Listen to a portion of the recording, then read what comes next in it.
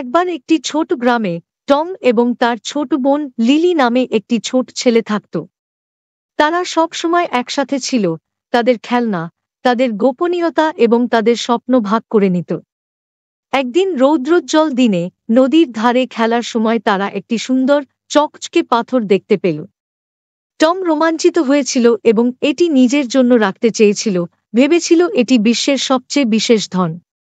Lily তবে Tom পাথরটিকে কতটা প্রশংসা করেছিল এবং বলেছিল, কেন আমরা এটি ভাগ করব না?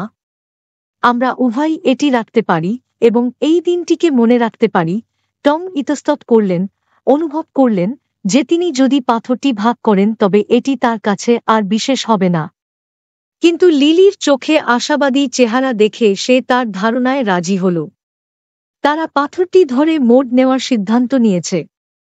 টম সকালে এটা পাবে আর লিলি বিকেলে পাবে। যতদিন গেল টম একটা বিস্ময়কর জিনিস লক্ষ্য করল। যখনই লিলি পাথরটি ধরে রাখত সে হাসবে এবং তার কথা ভাববে। এটা তার আনন্দ দেখে তাকে খুশি করেছে। এবং যখন তার কাছে পাথর ছিল তখন তিনি প্রশংসা করেছিলেন যে লিলি তার পালার জন্য উত্তেজিত ছিল, জেনে এটি কতটা অর্থবহ ছিল। এক সন্ধ্যায় যখন তারা তারার নিচে একসাথে বসেছিল, টম বলেছিলেন, আমি আনন্দিত যে আমরা পাথরটি ভাগ করে নিয়েছি।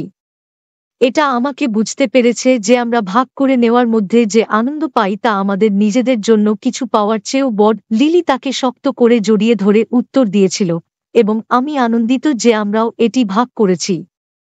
এটি আমাদের একসাথে দিনগুলিকে আরও বিশেষ করে তুলেছে।